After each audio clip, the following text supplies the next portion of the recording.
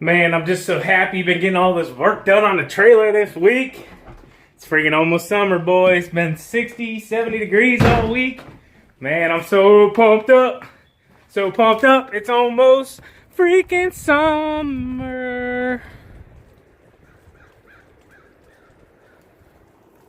What is this crap?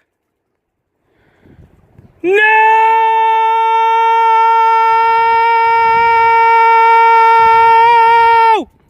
You guys want to know what the best thing about losing weight is? I can actually find pants very easily in my size. I haven't dealt with this for a long time. I mean, I used to have to find a 42, and as you can see, there's really no 42s. They go up to 40. But now I'm in a 36, and I can be like, you know what? Let's find a 36 real quick. 32s, 32s, 34s, 36. Let's come over here. I want the darker ones. Oh, here's a 36. 36. Crazy. And I can find them in any of these. Even the designer stuff that I'm not gonna wear anyways. Yeah, it's my birthday. It's my birthday. Check it out, boys. Boom. 36, son. 3630. And I still got a little room under there. Still got a little room. Sorry to show my little bit of belly still got left. But you know what? I'm freaking proud. I'm proud. And I'm happy. I'm ecstatic. Do you know how long it's been since I've been in a 36? Probably since high school. No, I lied. Probably since about 2007. Just saying. What's up, Lawn Monsters? Sean here with Spencer's Lawn Care. Today I want to talk to you about Operation First Quarter. What is Operation First Quarter?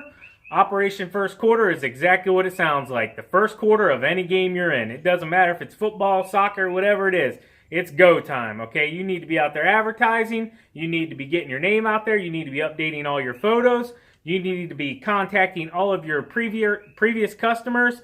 You need to be following up, figuring out who you still have, who you don't have, and you need to be planning your routes. Now, this doesn't apply to everyone. I do understand up north still a bit. There is a lot of snow. I seen a major snowstorm up. I think it was towards the Michigan, Minnesota type area. But yeah, if you're down southern Ohio, going even more south. I mean, the guys down in the South Tennessee and them, they're rocking and rolling already. So just make sure you don't find yourself behind the ball. So first quarter is getting everything rolling. My equipment, it's all ready to go. This trailer, I mean, I got the fuel ready to go, the 2-cycle. We could be mowing in 2 weeks. I mean, I've mowed in the middle of March before. I've mowed the 3rd week of March. I've mowed 2 weeks into April. So you just want to be ready for whenever it starts happening, because we all know once spring happens, it just goes. It's like a consistent snowball rolling down the hill, getting bigger and bigger and bigger.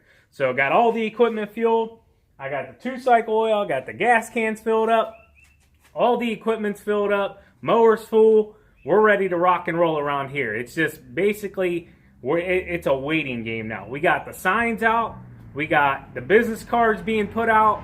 I've handed out probably 150 business cards in the last week, just to friends, family, previous co-workers, my hairstylist. I mean, you name it, I've been handing them out to everybody. So make sure you're getting those out there, getting fresh new cards put in people's hands so that, hey, when people start saying, hey, I need a lawn care guy, I need some landscaping done, I need my mulch done, hey, here's a business card. Hey, this is my buddy. Hey, this is Sean. This is Spencer's Lawn Care. Give them a call. You just want to be ready, okay? You want to make sure everything's up to date. You got fresh photos on all your websites. Make sure your Facebook's looking nice. Make sure your information's all up to date. Make sure your phone numbers are correct, okay?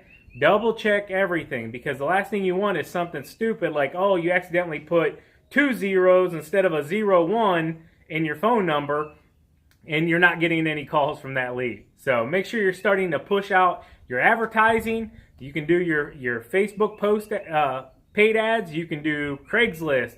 You can do Thumbtack. You can do whatever you want to do.